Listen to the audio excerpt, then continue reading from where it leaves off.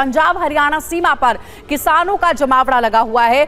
आज फिर दिल्ली में घुसने की कोशिश करेंगे किसान। अंबाला के शंभू बॉर्डर पर भारी सुरक्षा बलों की तैनाती की गई है। वहीं दिल्ली की सीमाओं पर सुरक्षा बलों की नजर है तो चाक चौबंद इंतजामात है और इसी को देखते हुए कहा जा रहा है कि पुलिस भी अलर्ट मोड पर है। देखिए, दो तस्वीरें भी आपको हम लगातार दिखाएंगे कि किस तरीके की आखिर तैयारी की गई है। देखिए, दिल्ली कूच की तैयारी है किसानों की और दूसरी ओर आप देख रहे हैं सिंघू बॉर्डर पर 7 लेयर की बैरिकेडिंग की गई है। 7 लेयर की ये बैरिकेडिंग है और बड़ी खबर जो आपको हम बता रहे हैं वो ये है कि किसान मानने को तैयार नहीं है, जबकि सरकार की ओर से ये कहा गया है कि हम बातचीत के लिए अवेलेबल हैं और आप आए बातचीत करें, लेकिन किसान जो हैं वो लगातार अपनी मांगों पर अड़े हुए हैं। आज दिल्ली में घुसने की कोशिश करेंगे किसान। कल भी आपने देखा था इसी तरीके का संघर्ष जारी था। दिल्ली से सटे बॉर्डर वाले इलाकों पर शंभू बॉर्डर पर भारी सुरक्षा बल की तैनाती की गई है। दिल्ली की सीमाओं पर सुरक्षा बलों की कड़ी नजर है। तो आज फिर दिल्ली में घुसने की कोशिश किसान करने वाले हैं। अंबाला के शंभू बॉर्डर पर भारी सुरक्षा बलों की तैनाती है। दिल्ली की सीमाओं पर सुरक्षा बलों की पैनी नजर है।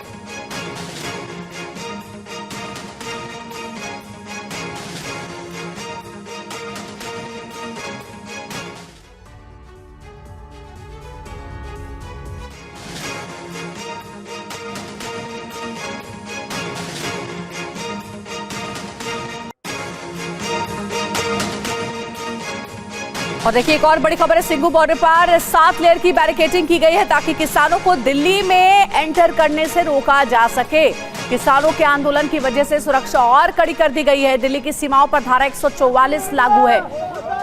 तो देखिए, आज भी लग रहा है कि कल जैसी स्थिति बनी रहेगी क्योंकि किसान पीछे हटने को तैयार नहीं है और इसलिए दिल्ली से सटने वाले जितने भी बॉर्डर वाले इलाके, खास करके जो पंजाब से दिल्ली को जोड़ता है बॉर्डर और हरियाणा से जो दिल्ली को जोड़ता है बॉर्डर, उन इलाकों पर सुरक्षा बलों की खास नजर है। वहां पर 7 लेयर की बैरिकेडिंग भी की गई है। और देखिए, हमारे साथ हमारे सहयोगी सिंघू बॉर्डर से लाइव अंशुमन यादव जुड़े हुए। अंशुमन का रुख करेंगे। अंशुमन, कल हमने देखा कि स्थिति कैसी थी, संघर्ष चल रहा था और किसान मानने को तैयार नहीं थे, वो अपनी मांगों पर अड़े हुए हैं और दिल्ली में घुसने के लिए हर संभव कोशिश कर रहे थे, ट्रैक्टर ट्रॉली लेकर पहुंच गए थे। आज क्या कल जैसी स्थिति रहेगी? आज किसानों का क्या कहना है? क्या उनकी रणनीति रहेगी उनके आंदोलन के तहत? देखिए, आपको बता दूं, किसान किसी भी हालत में अपनी मांग को मनवाने के लिए दिल्ली कूच करने का जो इरादा बना चुके हैं वो बनाया हुआ है और अभी फिलहाल शंभू बॉर्डर पर किसानों का आगे बढ़ने का जो प्रयास है वो लगातार जारी है। मैं इस वक्त, अगर मैं अपनी बात करूं तो मैं इस वक्त सिंघू बॉर्डर पर खड़ा हूं और अब मेरे तस्वीरों में देख सकते हैं कि किस तरीके से यहाँ पे पैरामिलिट्री की फोर्स जो है यहाँ तैनात है और यहाँ पर जो लोग सिंघू बॉर्डर की तरफ आ रहे हैं उनको डाइवर्जन किया गया है। करनाल रोड की तरफ उनको बढ़ाया जा रहा है। जो हैवी ट्रैफिक है उसको डाइवर्ट किया गया है। जो दिल्ली से करनाल की तरफ जाने वाला रोड है उसको ट्रैफिक डाइवर्जन किया गया है, जिसकी वजह से दिल्ली के अंदर जगह जगह जाम मिल रहा है। इसके अलावा किसानों के द्वारा जो आंदोलन किया जा रहा है उस आंदोलन से कहीं ना कहीं जो सिंघू बॉर्डर है या तमाम जो बॉर्डर हैं उसके आसपास जो इंडस्ट्रियल एरिया है वहां पर जो लोगों को हिदायत दी गई है, कारखानों को हिदायत दी गई कि वो फिलहाल जब तक किसानों का आंदोलन चल रहा है वो अपने कारखाने ना खोले, क्योंकि कहीं ना कहीं लॉ एंड ऑर्डर की भी समस्या हो सकती है। इसको लेकर भी दिल्ली पुलिस द्वारा लोकल जो कारखाने के मालिक हैं उनसे भी मीटिंग की गई है, क्योंकि कहीं ना कहीं किसान शंभू बॉर्डर से दिल्ली की तरफ बढ़ने के लिए पूरी तरीके से प्रयास रहते हैं। हालांकि दिल्ली पुलिस की पूरी तैयारी है, 7 लेयर की बैरिकेडिंग की गई है। इसके अलावा ड्रोन से भी निगरानी रखी जा रही है और सीसीटीवी कैमरे भी जगह जगह लगाए गए हैं। बिल्कुल अंशुमन, बैरिकेडिंग तो की गई है पुलिस की ओर से, सुरक्षा के चाक चौबंद इंतजाम भी है, लेकिन किसान अपनी मांगों पर अड़े हुए हैं, वो पीछे हटने को तैयार नहीं और इस बीच आम लोगों को भी खासी दिक्कतों का सामना करना पड़ रहा है। बहुत शुक्रिया हमारे साथ जुड़ने के लिए, आगे भी नजर बना रखिएगा। और बड़ी खबर आपको बता दें, किसान आंदोलन को लेकर विपक्ष को केंद्रीय मंत्री अनुराग ठाकुर ने जवाब दिया है। कांग्रेस की यूपीए सरकार से कई गुना मोदी सरकार ने किसानों को दिया है। अनुराग ठाकुर का यह बयान है, यूपीए सरकार से कई गुना ज्यादा मोदी सरकार में किसानों की फसल की खरीद हुई है। कांग्रेस एमएसपी की बात करती है और कहती है कि मोदी सरकार एमएसपी बंद कर देंगे। आप याद करिए आज से 2 साल पहले भी क्या कहते थे।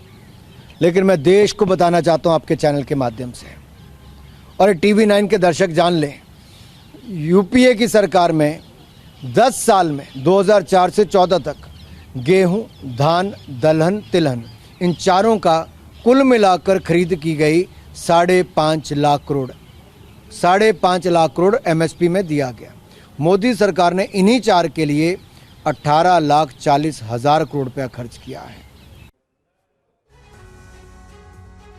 तो देखिए, केंद्र सरकार की ओर से लगातार कहा जा रहा है कि किसानों की बात सुनने को हम तैयार हैं, किसान आए और बात करें, लेकिन किसान कह रहे हैं कि जब तक चुनाव से पहले हमारी सभी मांगे नहीं मान ली जाती है तब तक हमारा ये आंदोलन जारी रहेगा। इस बड़ी खबर पर लगातार हमारी नजर बनी हुई है। बहरहाल अब आगे बढ़ेंगे, रुक करेंगे आधा मिनट पूरी खबर का।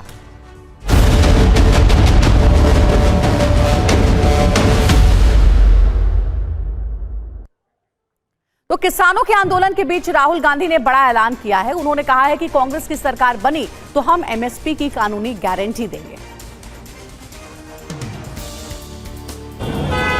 छत्तीसगढ़ के अंबिकापुर में एक जनसभा को संबोधित करते हुए राहुल गांधी ने किसानों को एमएसपी की लीगल गारंटी का वादा किया।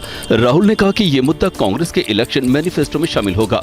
उन्होंने कहा कि केंद्र में हमारी सरकार बनते ही इसे लागू किया जाएगा। फसलों के दाम कम होने पर भी सरकार इसकी भरपाई करेगी। इंडिया की सरकार आएगी तो हम एमएसपी की गारंटी हिंदुस्तान के किसानों को देंगे। जो स्वामीनाथन रिपोर्ट में लिखा है वो हम पूरा करके आपको दे देंगे। इधर हरियाणा और पंजाब का शंभू बॉर्डर आंदोलन का अखाड़ा बन चुका है। किसान दिल्ली कूच करने पर अड़े हैं। इस दौरान पुलिस से उनकी झड़पें भी हो रही हैं। हरियाणा पुलिस किसानों को रोकने की हर मुमकिन कोशिश में जुटी है। किसानों को रोकने के लिए 7 लेयर की बैरिकेडिंग लगाई गई है। शंभू बॉर्डर और दाता सिंह बॉर्डर के आसपास धारा 144 लागू होने के बावजूद प्रदर्शनकारियों ने बैरिकेडिंग तोड़ने की कोशिश की। प्रदर्शनकारियों ने पुलिसकर्मियों पर भारी पथराव भी किया। पथराव में 24 पुलिसकर्मी गंभीर रूप से जख्मी हो गए। शंभू बॉर्डर पर 15 पुलिसकर्मी जख्मी हुए, जबकि दाता सिंह बॉर्डर पर 9 पुलिसकर्मियों को चोटें आई हैं। और वहीं शंभू बॉर्डर पर किसान डटे हुए हैं। बॉर्डर के पास किसानों के लिए लंगर की व्यवस्था की गई है। शंभू बॉर्डर से देखिए एक्सक्लूसिव रिपोर्ट। देखिए, लंगर व्यवस्था हम आपको दिखाते हैं, क्योंकि पिछले आंदोलन में हमने देखा था कि सबसे बड़ी जो ताकत थी वो लंगर व्यवस्था थी, क्योंकि जो किसान दूर दूर से आए थे अपने घरों से, उनके लिए लंगर की व्यवस्था की गई थी। तो यहाँ शंभू बॉर्डर पे भी लंगर की व्यवस्था की गई है। सत श्री अकाल जी, कहाँ से आए जी आप? बनूड़ तो जंगपुरा पिंड है जी। अच्छा, कितने लोगों का लंगर लेके आए? बना के लाए ही बनाया है? नहीं, अगर बना के लेके आए हैं जी, अगर बन भी रहा है जी।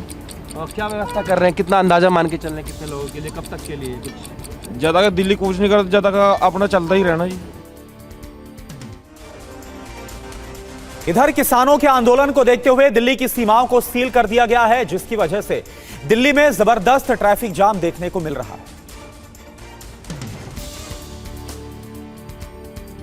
दिल्ली के कई इलाकों में कल देर रात तक नजारा ऐसा ही था। दिल्ली की कई मुख्य सड़कों पर 7 से 8 किलोमीटर लंबा जाम लग गया। गाड़ियां सड़कों पर रेंगती नजर आई। जाम से दिल्ली एनसीआर के लोग कारा उठे हैं। हालत ऐसी रही कि लोग 3 से 4 घंटे जाम में फंसे रहे।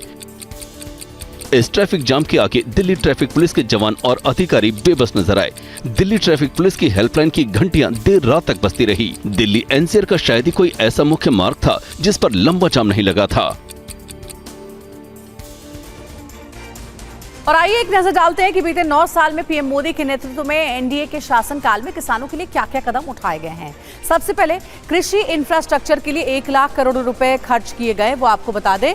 और उसके बाद मोदी सरकार ने क्या क्या किया, ये देखिए। प्रति बोरी डीएपी पर सब्सिडी 1200 रुपए दिया गया एनडीए गवर्नमेंट में। और उसके बाद किसानों को खाद सब्सिडी 70,000 करोड़ सीधे उनके अकाउंट में दिया गया।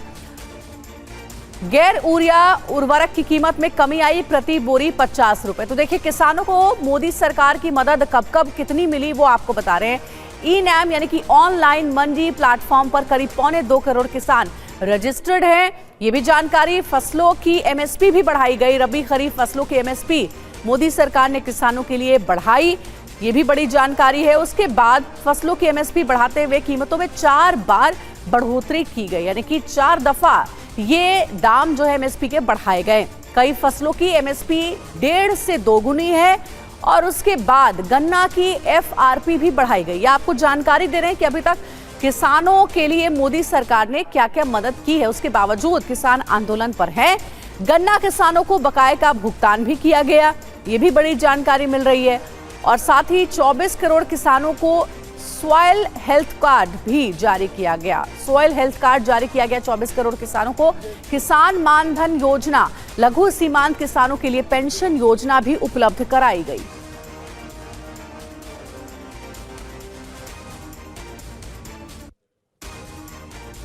और चलिए आगे बढ़ते हैं। पीएम मोदी के यूएई दौरे का आज दूसरा दिन है। कल यूएई पहुंचने पर यूएई के राष्ट्रपति मोहम्मद बिन जायद ने गले लगाकर पीएम मोदी का स्वागत किया।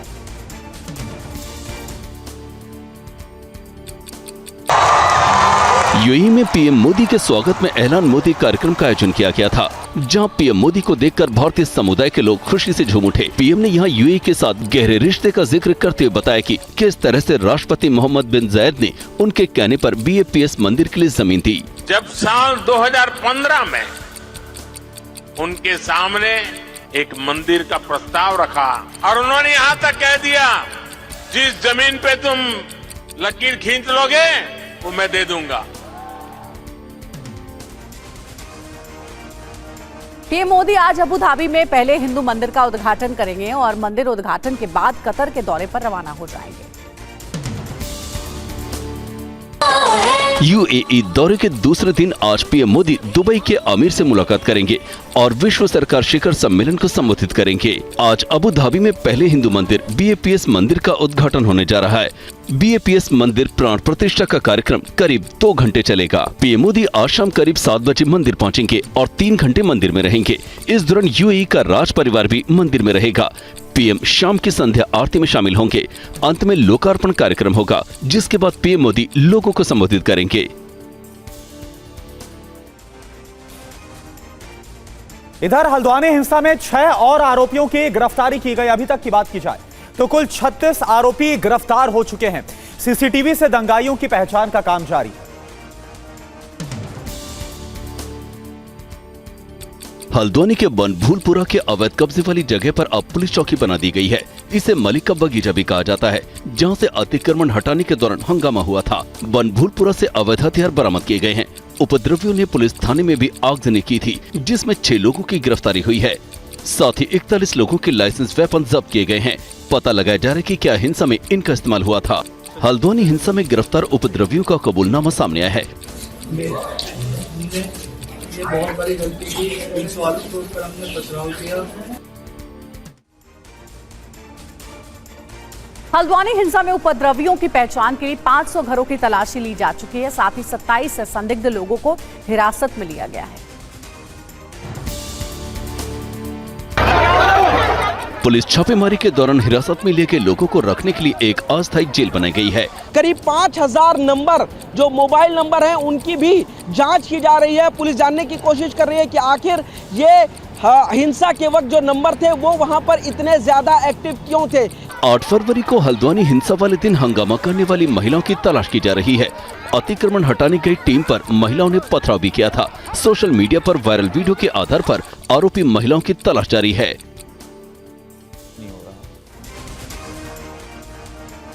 सोनिया गांधी आज राज्यसभा के लिए नॉमिनेशन फाइल कर सकती हैं। नामांकन के वक्त सोनिया गांधी के साथ राहुल गांधी भी रहेंगे।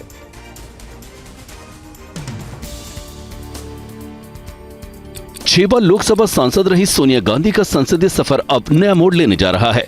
सोनिया गांधी का राज्यसभा जाना तय है। सोनिया गांधी राजस्थान से नामांकन दाखिल करेंगी।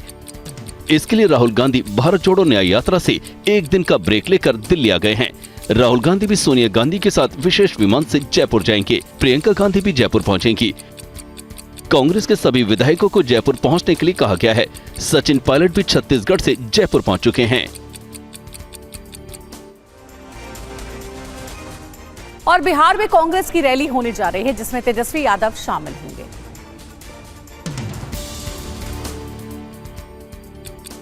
बिहार की सत्ता से महागठबंधन बाहर हो चुकी है। इस सियासी उठापटक के बीच एक बार फिर राहुल की भारत जोड़ो न्याय यात्रा बिहार पहुंच रही है। जिसके लिए तेजस्वी यादव को न्योता भेजा गया है। 14 फरवरी के ब्रेक के बाद 15 फरवरी को सीधे बिहार के औरंगाबाद से राहुल की न्याय यात्रा रैली के साथ शुरू होगी। औरंगाबाद की इसी रैली में शामिल होने के लिए तेजस्वी यादव को न्योता दिया गया है। खबर है कि तेजस्वी यादव इस रैली में शामिल हो सकते हैं। रैली में कांग्रेस अध्यक्ष मल्लिकार्जुन खड़गे भी शामिल होंगे। पश्चिम बंगाल के संदेश खाली हिंसा के विरोध में धरने पर बैठे बीजेपी के प्रदेश अध्यक्ष सुकांता मजूमदार को देर रात पुलिस ने हिरासत में ले लिया।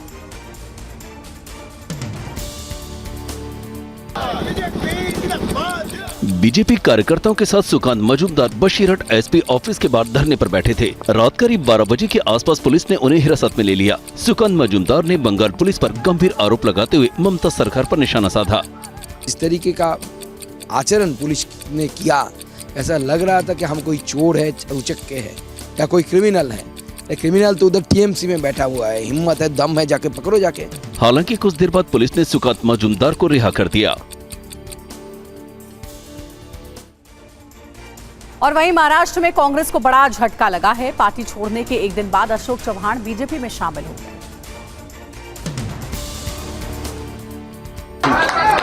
महाराष्ट्र के डिप्टी सीएम देवेंद्र फडणवीस और महाराष्ट्र बीजेपी अध्यक्ष चंद्रशेखर बावनकुले ने अशोक चव्हाण के गले में भगवा गमछा डालकर बीजेपी की प्राथमिक सदस्यता दिलाई। बीजेपी में आने से एक दिन पहले 12 फरवरी को चव्हाण ने कांग्रेस से इस्तीफा दे दिया था। अशोक चव्हाण महाराष्ट्र की राजनीति का बड़ा नाम है। वो 2 बार महाराष्ट्र के मुख्यमंत्री रह चुके हैं, 2 बार नांदेड़ से सांसद रहे, 2014 से 2019 तक महाराष्ट्र कांग्रेस के अध्यक्ष भी रहे। कांग्रेस से इस्तीफा देने से पहले तक वो कांग्रेस वर्किंग कमेटी के सदस्य भी थे।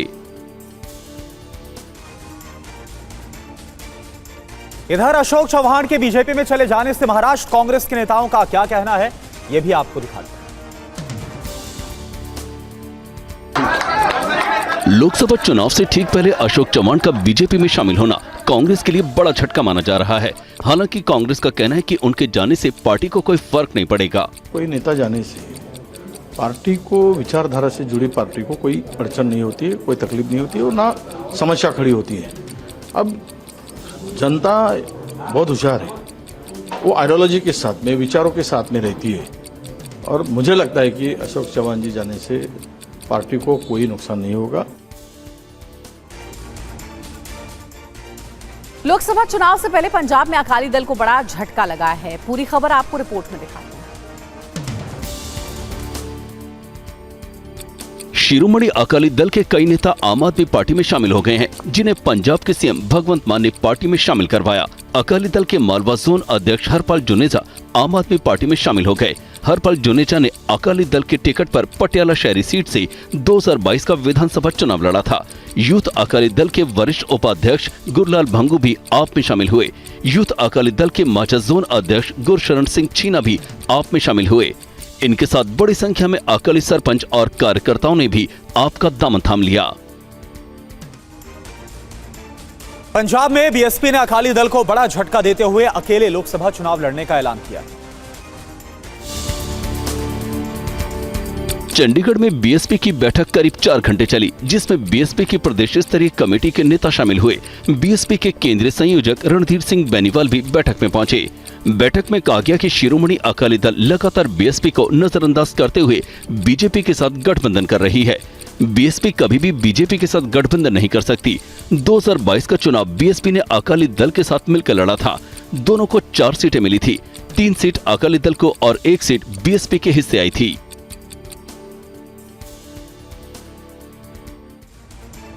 स्वामी प्रसाद मौर्य ने समाजवादी पार्टी के राष्ट्रीय महासचिव पद से इस्तीफा दे दिया है। पूरा मामला रिपोर्ट में देखिए। अक्सर अपने बयानों की वजह से विवादों में रहने वाले स्वामी प्रसाद मौर्य अब अपनी ही पार्टी से नाराज हैं। अखिलेश यादव को लिखे गए इस खत में स्वामी प्रसाद ने कहा है कि वो पद के बिना भी पार्टी को सशक्त बनाने के लिए काम करते रहेंगे। उन्होंने समाजवादी पार्टी में महासचिव पद को लेकर भेदभाव का आरोप लगाया। खत में उन्होंने पूछा कि एक ही स्तर के पदाधिकारियों के बयान में कुछ के बयान को निजी तो कुछ के बयान को पार्टी का बयान बता दिया जाता है। स्वामी प्रसाद ने कहा कि उनके प्रयासों से आदिवासियों, दलितों, पिछड़ों का रुझान समाजवादी पार्टी की ओर बढ़ा है। दिल्ली में जिस प्लॉट पर आम आदमी पार्टी का मुख्यालय है, उसको लेकर सुप्रीम कोर्ट ने सख्त टिप्पणी की है। सुप्रीम कोर्ट ने उसे सरकारी जमीन पर अतिक्रमण बताया है। क्या है ये पूरा मामला, आप देखिए। दिल्ली के राउज एवेन्यू इलाके में ये आम आदमी पार्टी का मुख्यालय है। आम आदमी पार्टी को दफ्तर बनाने के लिए ये जमीन दिए जाने पर सुप्रीम कोर्ट ने सख्त नाराजगी जताई है। सुप्रीम कोर्ट ने कहा कि ये जमीन दिल्ली हाई कोर्ट की है और हाई कोर्ट की जमीन पर एक राजनीतिक दल का दफ्तर चल रहा है। सुप्रीम कोर्ट ने कहा कि दिल्ली हाई कोर्ट को ये जमीन और ये बंगला लौटाया जाए क्योंकि ये हाई कोर्ट के पूल में है। मामले की सुनवाई के दौरान चीफ जस्टिस DY चंद्रचूड़ ने कहा कि कोई भी कानून अपने हाथ में नहीं ले सकता। गुजरात सरकार ने बिल्किस बानो केस में सुप्रीम कोर्ट में पुनर्विचार याचिका दाखिल की है। बिल्किस बानो के दोषियों को रिहाई के 17 महीने बाद दोबारा जेल भेजा जा चुका है। सुप्रीम कोर्ट ने गुजरात सरकार के समय से पहले दोषियों की रिहाई के आदेश को रद्द किया था। अब गुजरात सरकार ने पुनर्विचार याचिका दाखिल की है। याचिका में राज्य द्वारा मिलकर काम करने और आरोपियों के साथ मिली भगत जैसी टिप्पणियों को अनुचित बताया गया है। टिप्पणियों को हटाने की मांग की गई है।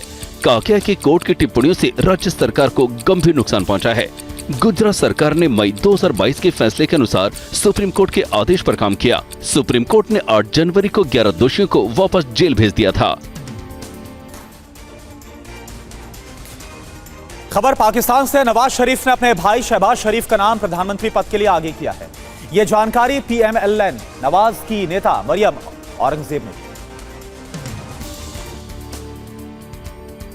मरियम औरंगजेब ने जानकारी दी कि नवाज शरीफ ने पंजाब प्रांत के मुख्यमंत्री पद के लिए अपनी बेटी मरियम नवाज का नाम आगे किया है। पाकिस्तान में चुनावी नतीजे 4 दिन पहले आए थे, लेकिन अभी तक सरकार की रूपरेखा साफ नहीं हो पाई है। चुनावों में किसी भी दल को पूर्ण बहुमत नहीं मिला है। इससे पहले PPP के अध्यक्ष बिलावल भुट्टो ने प्रधानमंत्री पद की दौड़ से पीछे हटने का ऐलान किया था, जिसके बाद से PMLN प्रमुख नवाज शरीफ की चौथी बार पाकिस्तान के प्रधानमंत्री बनने की संभावना मजबूत हो गई थी। और जेल में बंद इमरान खान ने पाकिस्तान के लोगों के लिए संदेश भी भेजा है। इमरान खान ने देशवासियों से उनकी पार्टी को 2/3 बहुमत देने के लिए शुक्रिया कहा है। इमरान ने परिवार के जरिए ये संदेश भेजा है। पाकिस्तान में सबसे ज्यादा सीटें पूर्व प्रधानमंत्री इमरान खान की पार्टी समर्थित निर्दलीय उम्मीदवारों ने जीती हैं। इमरान खान ने चुनावों में धांधली का आरोप लगाते हुए उन्होंने अपनी पार्टी के नेताओं को PPP, PMLN और MQAM के साथ किसी भी तरह का समझौता नहीं करने का निर्देश दिया है। इस बीच PTI जीते हुए नेता आदिल बसी लापता बताए जा रहे हैं। सरकार बनाने को लेकर PPP, PMLN जोड़ तोड़ में जुटी है। बड़ी खबर UAE में हिंदू मंदिर की प्राण प्रतिष्ठा। थोड़ी देर में BAPS मंदिर की प्राण प्रतिष्ठा। सुबह 8:45 पर मंदिर की प्राण प्रतिष्ठा होगी। शाम 6 बजे PM मोदी करेंगे उद्घाटन।